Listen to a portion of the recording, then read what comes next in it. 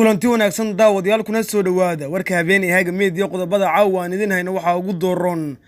taliyaha booliiska oo ka hor yimid qorshihii Cumar Finish ee furista wadooyinka caasimadda amarna siiyay gudigii u magacaabay ciidamada danab ee kumaandooska Soomaaliya oo weerar ka fuliyo gobolada Shabeellada Hoose iyo Jubbooyinka munaasabada iska soo horjeeda iyo khilaaf wali ka taagan Dhuusamareeb iyo Ra'iisul Wasaare Khayr oo halkaas ku wajahan Somaliland oo caalamka kaga digtay in Soomaaliya aan la siin hub si aysan ugu soo weerarin maamul goboleed iyadoo ay ka mid tahay dawladda Soomaaliya oo ka hadashay dooni ku dagtay xeebaha magaalada Cadalle ee Shabeellada Dhexe Jubbaland oo faahfaahin ka bixisay howlgallo culus oo ay sameeyeen ciidamadeeda Ruushka oo sheegay in Soomaaliya uu ka taageeray dagaalka dhanka Al-Shabaab iyo maxkamad ku taala dalka Bangladesh oo xukun dil ku riday in ka badan 10 ruux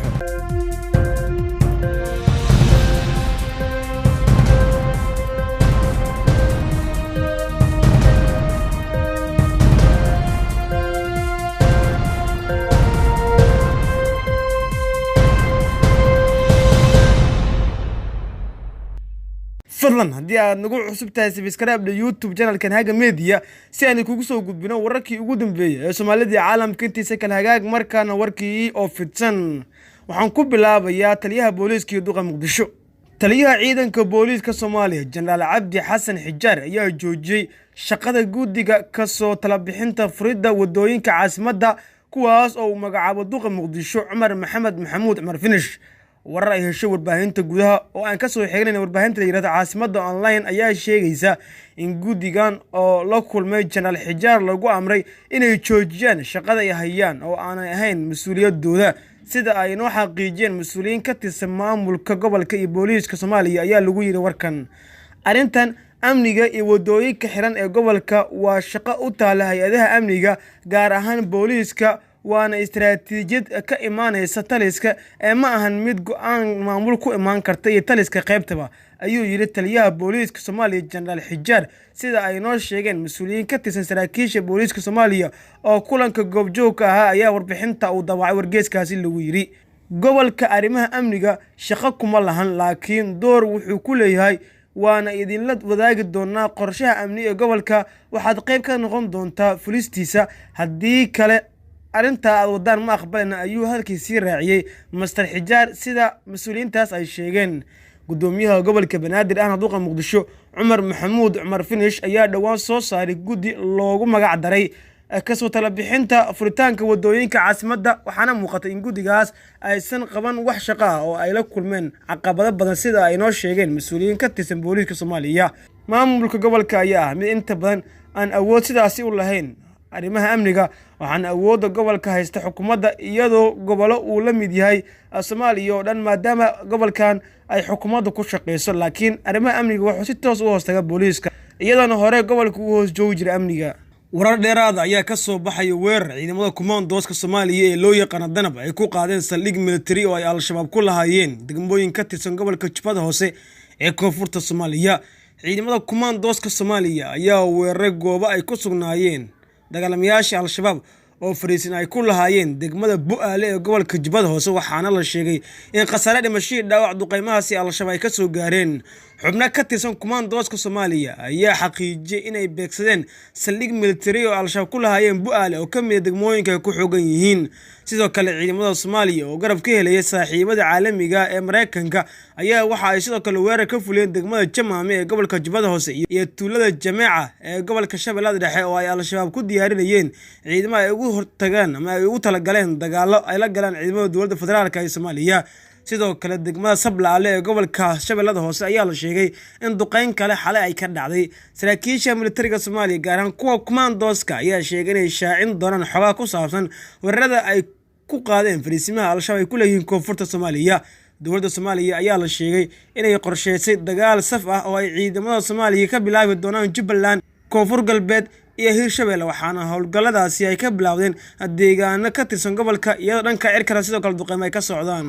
xukuumadda Somaliland ee hogaamiyay madaxweyne Muuse Bixi Cabdi ayaa ka hadashay dhinaca funta Soomaaliya isla markaasina beesha caalamka ugu baaqday in deynta aan laga cafin dowladda federaalka ee Soomaaliya haddii kal hub ay soo galanaysa buu yiri waxaana ay ku weerarayaan maamul goboleedyada. Somaliland ayaa sheegtay in dowladda federaalka ee Soomaaliya dhaqaalaha u badan ay heli doonto isla markaasina deynta loo cafiyo taas oo ku tilmaameen halis soo wajihi karta maamul goboleedyada. wasiirka warfaafinta Somaliland Maxamed Muuse Diiriye oo warbaahinta kula hadlay xafiiskiisa magaalada Hargeysa maanta ayaa ku dhawaaqay arrintaas isagoo cod dheer ku sheegay in dowladda uu hogaamiyo madaxweyne Farmaajo aan wax xub ah gacanta loo gelin. wasiirka ayaa sidoo kale sheegay in haddii dowladda federaalka Soomaaliya gacanta loo geliyo hubkaas inay halis weyn oo amni ay u horseedi karto Somaliland iyo guud ahaanba gobolka Geeska. sidaasi ayuu yiri waxaan ka mid ah hadaladiisa waxaan ogsoonnahay in baryahan dowladda Farmaajo ee filla Soomaaliya fadhigeedu yahay ay hub doonayso inay ka soo iibsato Turkiga ee Eritrea ma doonayaan in dhaqaale la siiyo deynta laga cafiyo. IGAD iyo dalalka Afrika ku bahoobay waxaan ku amaanaynaa qaabka ay kaga joojin karaan Soomaaliya hubkaas. waxaan ka cabsi qabnaa in hubkaas haddii la siiyo lagu soo weeraro Somaliland Geeska Afrikan hubkaasi uu khatar ku yahay iyo dhibaato aan loo joogin. waxaan leenahay adduunyadu waa inay ka digtoonaataa haddii kale isku dhac ayaa bilaaban doona ayuu yiri. wuxuu intaasi ku daray waxaan kaloo dowladda filla Soomaaliya isku dayaysaa inay ogaato ayaamahan sida ay ugu habboon tahay oo ay ku saamixi karto ama wadooyinkii hore ay ku qaadi karto dowladda Siyaad Barre taas oo khatar ku ah amniga jiritaanka iyo ummadda Somaliland ayuu yiri wasiirku. maanta oo ay beesha caalamka wax yar ka turto Soomaaliya waa aragtaa sida maamul goboleed oo la dagaalantay culays ku saartay ayaa lagu yiri warkaas. hadalkan ayaa imaanaya iyadoo madaxweynaha Soomaaliya uu ku sugan yahay dalka Ruushka. waxaa magaalada Dhuusamareeb ee caasimadda Galmudug kulamo iska soo horjeeda ku yeeshay xubnaha guddiga doorashada Galmudug ee magacaawday wasaaradda arrimaha gudaha Soomaaliya iyo xubnaha guddiga uu magacaabay madaxa xukuumadda Galmudug Sheekh Maxamed Shaakir Cali Xasan. madaxa xukuumadda Galmudug Sheekh Maxamed Shaakir Cali Xasan ayaa magaalada Dhuusamareeb maanta munaasabad soo dhaweyn ugu sameeyay guddiga doorashada iyo xalinta khilaafaadka Galmudug ee uu magacaabay. Sheekh Shaakir oo qodobad u jeediyay guddigan ayaa ka codsaday inay dardar geliyaan howlaha loo xil saaray ee ku aadan doorashada maamulka Galmudug isagoo doonayo inay soo xulaan baarlamaanka Galmudug. madaxa xukuumadda Galmudug Maxamed Shaakir Cali Xasan waxa uu sheegay inay ku dadaali doonaan in Galmudug loo dhiso maamul ay dadkeedu dhan yihiin isla markaasina loo aas-aaso magaalada Dhuusamareeb magaalo maqaam leh. wuxuu ugu baaqay dowladdu inay garab istaagto. dhinaca kale waxaa magaaladaasi maanta kulan ku qaaday guddiga doorashooyinka Galmudug ee ay magacaawday wasaaradda arrimaha gudaha Soomaaliya qaar ka mid ah bulshada Dhuusamareeb. waxaana kulankan uu ahaa mid cadaadis lagu saarayay maamulka ka soo horjeeday ahlu sunna laguna taageeray guddigan. Cabdulqaadir Nuur Caraal oo ka mid ah xubnaha guddiga ee magacaawday wasaaradda arrimaha gudaha Soomaaliya ayaa sheegay in guddigoodu uu si cadaalad ah ugu shaqeyn doono xubnaha Galmudug isla markaasna xildhibaanada ay ku soo xuli doonaan qofkii bixiyo shuruudaha ama buuxiyo shuruudahaasi. dowladda Soomaaliya iyo hoggaanka ahlu sunna ayaa xilligan waxaa ka dhaxeeya khilaaf xooggan kaas oo ka dhashay guddi farsamo oo dhismaha Galmudug loo sameynayo maadaama dowladdu ay guddiga magacaawday laakiin madaxa xukuumadda Galmudug Sheekh Shaakir maalmo ka hor ayuu asna magacaabay guddi iyagoo ku eedeynaya dowladda inaysan wax la tashi la sameyn maamulkii hore ee ahlu sunna. ra'iisul wasaaraha Soomaaliya Xasan Cali Khayr ayaa maalmaha soo aadan lagu wadaa inuu tago Dhuusamareeb si arrintan uu xaliyo. wasaaradda arrimaha amniga dowlad goboleedka Jubbaland ayaa faahfaahin ka bixisay howlgalle ciidamadeeda ay ka sameeyeen deegaano ka tirsan gobolka Jubbada Hoose iyo Gado. afhayeenka wasaaradda amniga Jubbaland ayaa sheegay in howlgalka ay ciidamadu si gaar ah uga sameeyeen deegaano hoostaga degmada Jamaame sida Jedicle Goro iyo Holo isla markaasna ay la wareegeen deegaano iyagoo dilay ilaa 3 ka tirsan al-shabaab. sidoo kale waxa uu sheegay in howlgalka ciidamadu ay fuliyeen oo ay ka fuliyeen deegaano hoostaga Doolow balad Xaawo iyo Luuq gaar ahaan tuulooyinka Boholhoro Boba iyo deegaano kale ay ku dileen xubno ka tirsan al-shabaab dagaalna ay la galeen. wuxuu hadalkiisa ku soo gabagabay afhayeenka wasaaradda arrimaha amniga Jubbaland in ujeedka howlgalka ay ahaayeen sidii ay kaga hortagi lahaayeen weerar kaga yimaada maamulkooda al-shabaab. taliyaha ciidanka badda iyo ilaalada xeebaha dalka Soomaaliya Admiral Guuta Cabbaas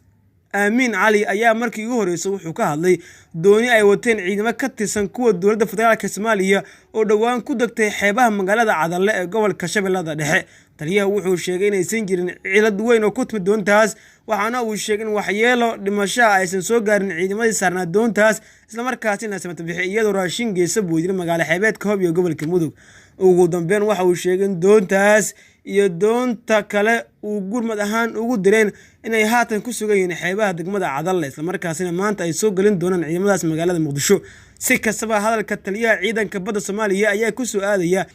xilli ciidamada howlgalka midowga Yurub ay ka howlgala biyaha Soomaaliya ay sheegeen inay soo badbaadiyeen ciidamo ka tirsan kuwa dowladda Soomaaliya oo dooni la dagtay iyagoo sawiro soo bandhigay. Fadlan haddii aad nagu cusub tahay subscribe YouTube channelkan Haga Media si aan kugu soo gudbino wararkii ugu dambeeyay ee Soomaalida iyo caalamka intiisa kala hagaag markaan qodobkii dibadda. maxkamad ku taala dalka Bangladesh ayaa xukun dil ku riday ilaa 16 ruux oo loo haysto dil iyo kufsi loo geystay gabar ardayad ahayd.